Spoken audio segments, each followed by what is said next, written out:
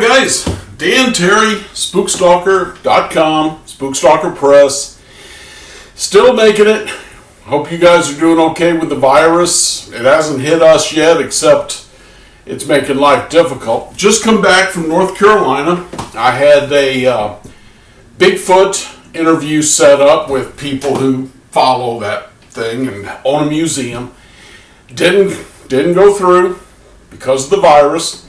Was supposed to ghost hunt the USS North Carolina, which is a World War II battleship, very haunted, fell through, virus. But I did get to do some hiking up in the mountains and enjoyed the time there.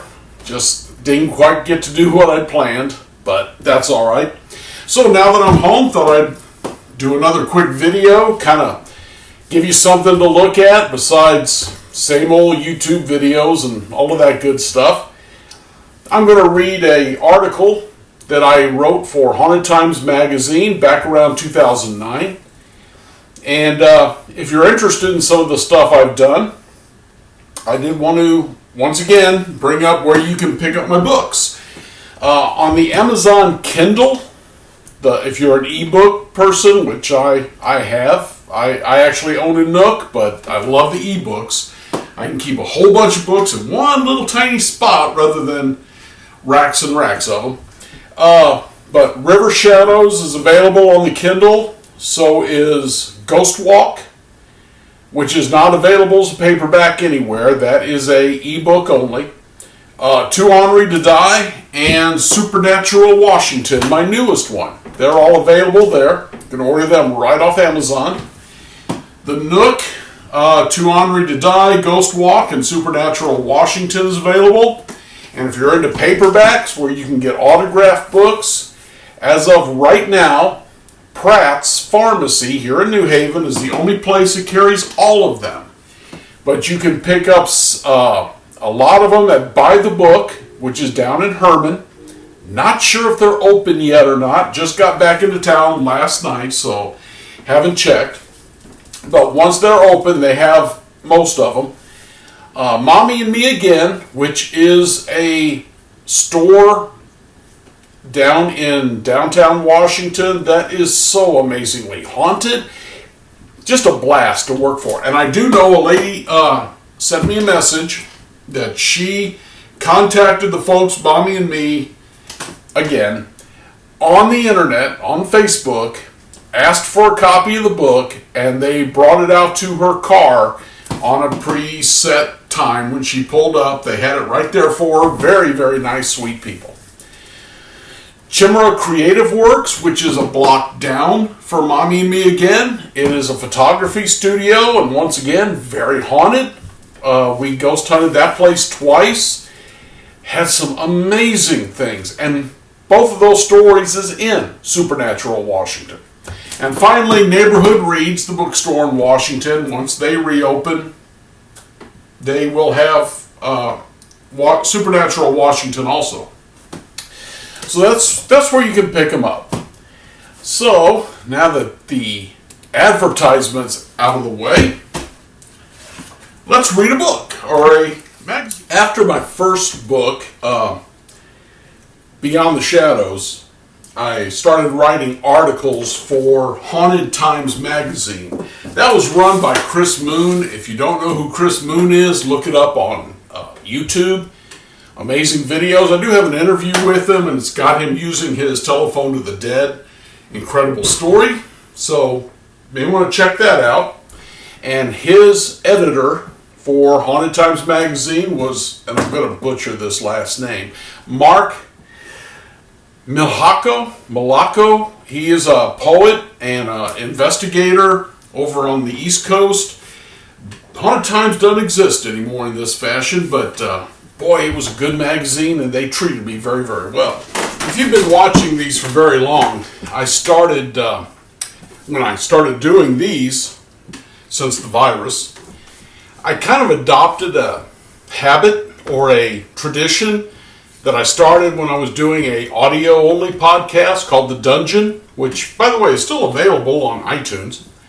Anyway, I had a shirt of the day, and I have a drink of the day. which, when you're talking about ghosts, that's kind of handy. So, the shirt of the day is this one, Missouri Penitentiary Ghost Tour, and I'll show you a picture of that.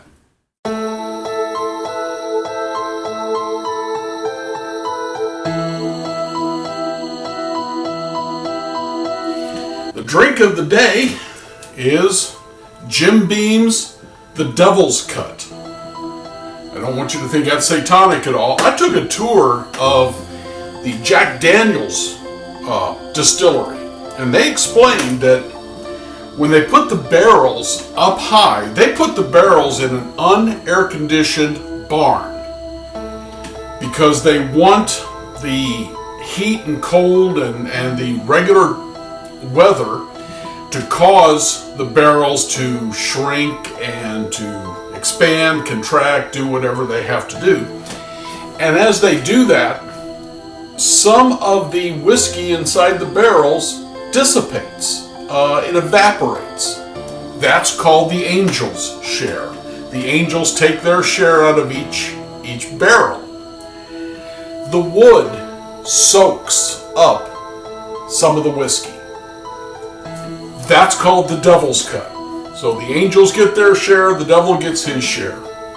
Somehow, and I don't know how, Jim Beam has figured out how to pull some of that whiskey out of the barrel.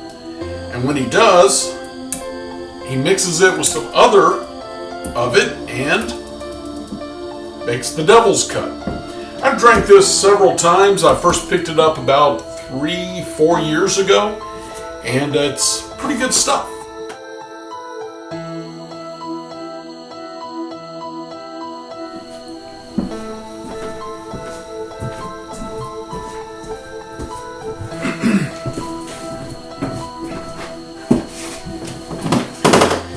Had to zoom off there for a minute because I needed my pocket knife to cut the seal off this thing. Okay. Pouring it into a shot glass, says Dan's Bar on it. That was a gift many years ago.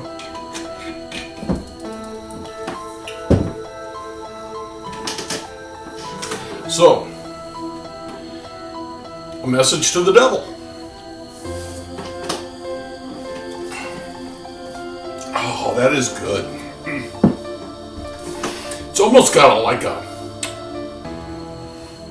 I don't want to say peppery, but it's got a different flavor to it than regular Jim Beam. And then, after a minute, it kind of comes back through the tongue, and you can, I don't know, I will call it a peppery kind of flavor. It's not black pepper or anything like that, but it does have a unique flavor to it. Okay, I think I'm ready to read this now. So this particular issue was published for spring of 2009, and it had one of my stories in it called A Message for the Devil. This is about a female serial killer in South Carolina.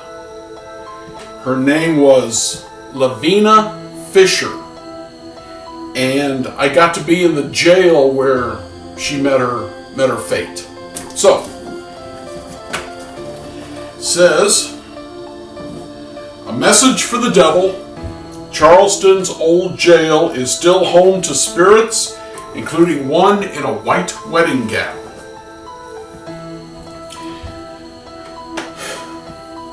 The weary traveler, wet and cold from the rain, saw the beacon of light in the window of the 6 Mile House. The storm would continue through the night, making the rest of his business trip to Charleston unpleasant, if not dangerous. He only had a few miles to go, but the gathering darkness and the blowing wind would make the trip seem like 40 miles. The businessman stopped at the famous inn, where he was greeted by the beautiful Lavinia Fisher and her husband John. The innkeepers were well known in the Charleston society, and he had met them before. Lavinia, with her slightly flirtatious smile and quick wit, made sure the tired traveler was fed and made comfortable while she entertained him with stories and asked questions about his business. The middle-aged businessman found himself charmed by the attractive 27-year-old. Lavinia offered the gentleman a last cup of tea before retiring for the night. She quietly led him to his room, smiling over her shoulder at her husband, John, who promised to check one more time on the guest's stabled horse. As the wealthy man entered his room, he suddenly realized just how tired he was.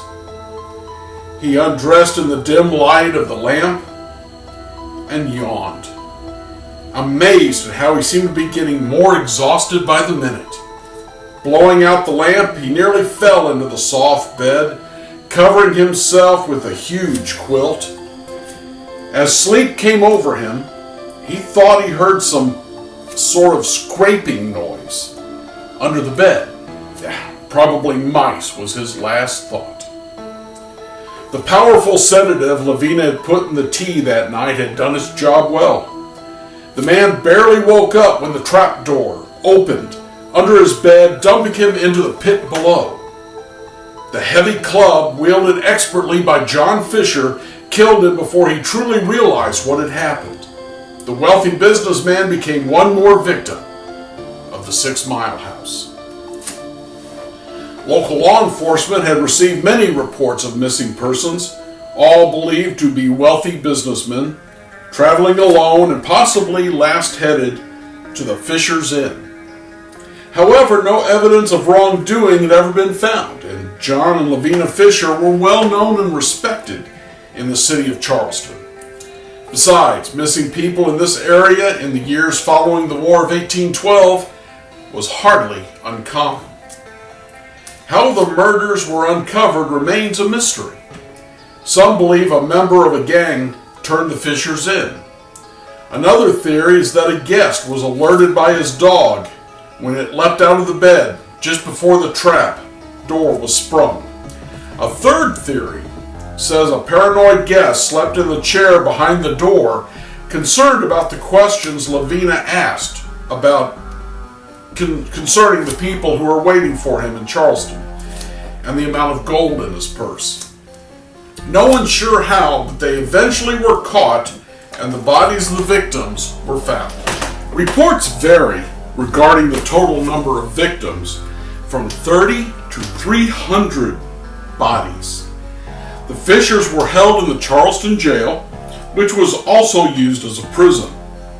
John Fisher was sentenced to death and hung. Lavinia wore her wedding dress to court, emphasizing her soft, womanly shape in hopes of leniency. The ploy failed, and Lavinia was sentenced to hang on February 6th of 1820. While the newspaper reports of the time do not say, local legend has it that her last words was, "If you have a message for the devil, give it to me. I'm going to meet him." Rumor also says that Lavinia jumped, but the messages may have never reached the devil. Lavinia, still wearing her white wedding dress, is one of the spirits still roaming the grounds of the old Charleston jail. The 4 acres of land was set aside in 1680 for city use. That square would start as a potter's field, a term used for a graveyard for the poor and unclaimed. Eventually, it would serve as a hospital, a factory used to punish runaway slaves, and a jail, with the construction of the Gothic-style building being completed in 1802, and was used until 1939, when it was closed. It was deemed unfit for human occupation at that time.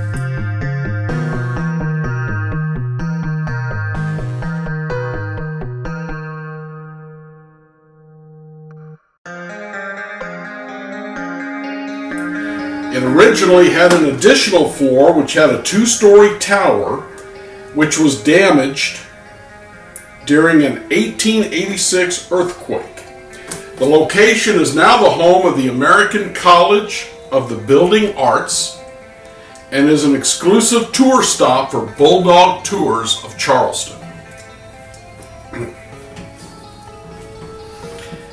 The Fishers were not the only famous prisoners housed here. Denmark Vesey, a freed slave who attempted to form a slave revolt and take over Charleston area, was held here with over 170 of his men accused of being part of that revolt. In 1822, Denmark Vesey, I mispronounced it, and 66 others were convicted of inciting slave riots, and Vesey and 34 others were hung right there on the grounds. As a result of the paranoia from the alleged revolt, all black seafarers were held in the prison until their ships left the port. So even if you were a freed black from England or some other country, you were held in that prison until your ship left.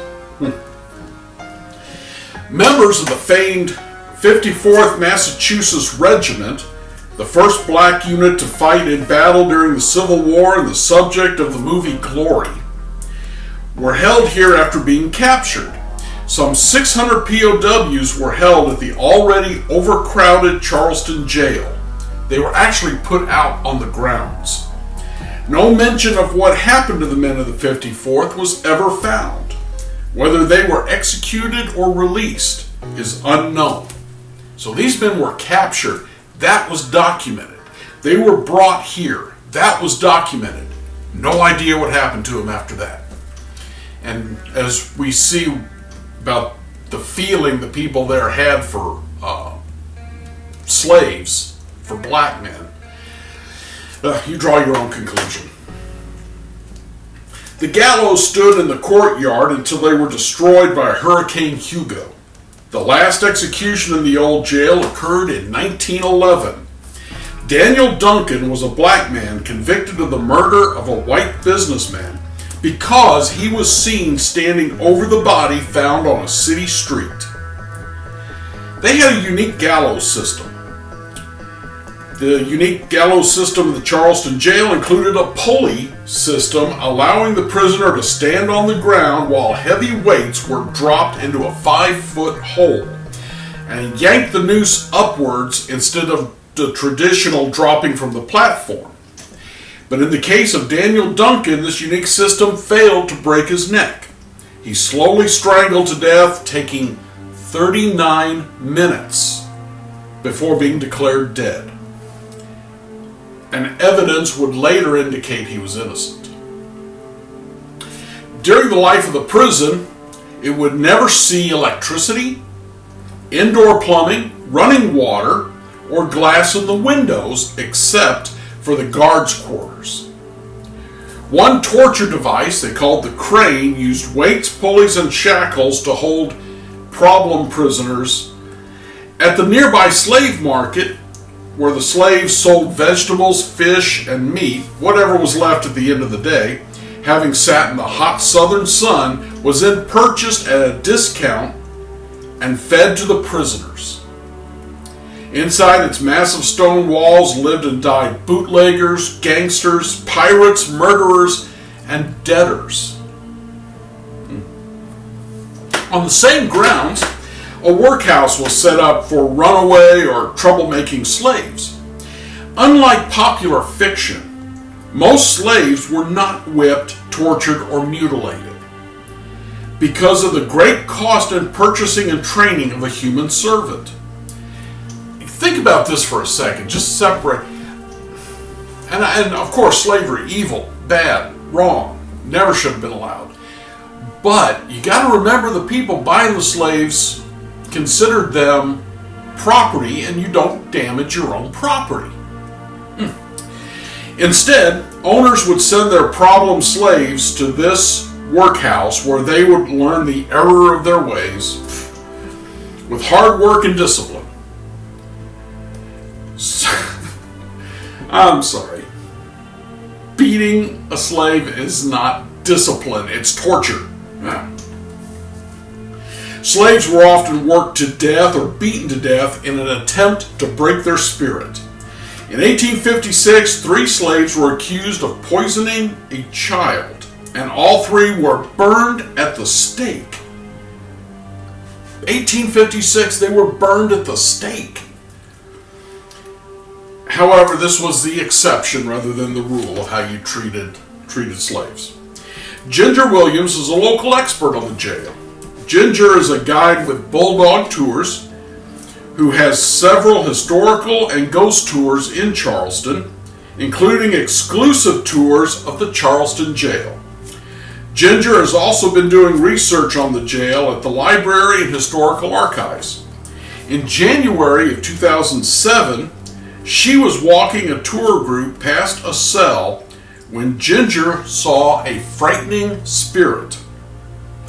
A dark skull with red rings of light in its eyes leaned out of a cell, looked directly at Ginger, and went back inside. Since no one else responded, she attempted to shrug off the vision and continue on out the door. Once outside, a member of the tour asked her if she saw that thing in the cell, adding it looked like a skull. His description matched exactly what Ginger believed she had seen. And in October of 2006, Ginger accompanied Haunting Evidence star Patrick Burns on an investigation with several contest winners. Ginger reported that when Burns asked for a sign of the presence of the ghost, a cell door leaning against the wall that was made of solid iron and weighed over 100 pounds moved on its own, scratching the stone wall behind it. One employee of the local housing authority, who has jurisdiction over the old jail prior to its sale, reported having an iron bar door close on him, and he was the only one in the building. He discovered that the old-style padlock, which had been rusted shut, and he'd seen this thing rusted shut for the years he worked there, had somehow locked itself on the latch, effectively imprisoning him. After tearing the wood from the old window, he managed to get enough of a signal on his cell phone to call his office. Believing he was joking because everyone knew the locks in that place were rusted badly, the guard was forced to threaten to call the police before the company would send someone to assist. Finally, a locksmith had to be called in. The locksmith said he could break the lock, but he demanded to know how this guy got in and insisted the lock had been rusted shut for years. In the corner of one hallway sits an old-style wheelchair. The guides report that the dust on the seat is disturbed, even though no one ever sits there. Shadow people are seen along with Lavinia Fisher, who's been sighted multiple times by visitors, still wearing her white wedding dress. The office has a photo, which I found on the internet, and I will show it to you, of what appears to be a woman in a wedding dress walking up the stairway inside the old prison, translucent and apparently hovering above the steps.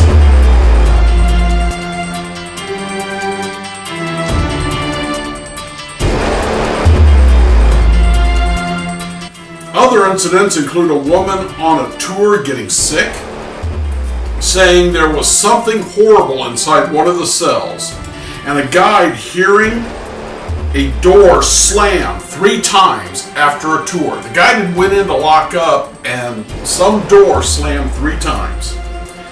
Of the near 40 employees of Bulldog Tours, only about 6 will do the tours of the old jail. And according to Ginger Williams, she and other guides have been touched and grabbed. One spirit, which they call the pervert, seems to enjoy copying a feel of the female ghost guides. Many of them have been scratched, and one woman on a tour, feeling as if she'd been grabbed, discovered a large red spot on her body. At one point, a door swung shut, And even though it was unlocked, it refused to open for the men pushing on it. Something in this place is very strong. Finally, two large men pushed it open and found no one inside the room. So the door shut. They couldn't open it. When they finally got it shoved open, there was nobody in there to have closed it. However, they could see their breath in the room, even though the night air was very warm.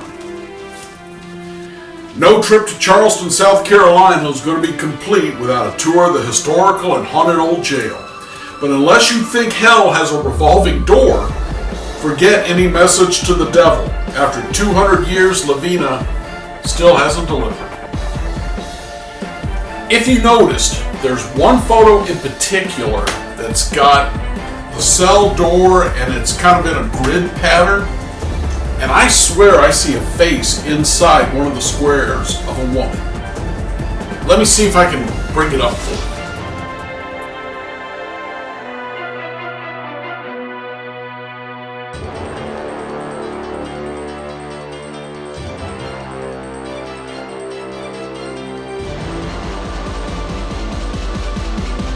I don't know if you noticed it, but I really liked Charleston, and that old jail, that was pretty incredible.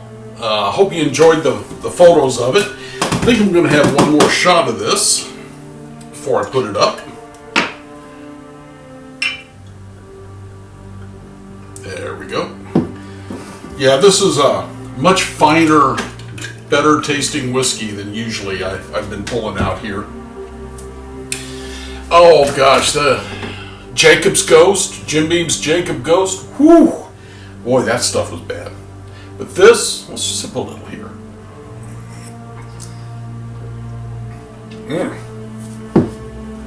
Well, I hope you all enjoyed the little reading. And like I said, I just do this hoping it gives me something to do and hoping you find a reason to have something to do on a rainy, nasty day where we can't go anywhere. But you all stay healthy, stay sane, and, well, stay spooked. Oh yeah, good stuff.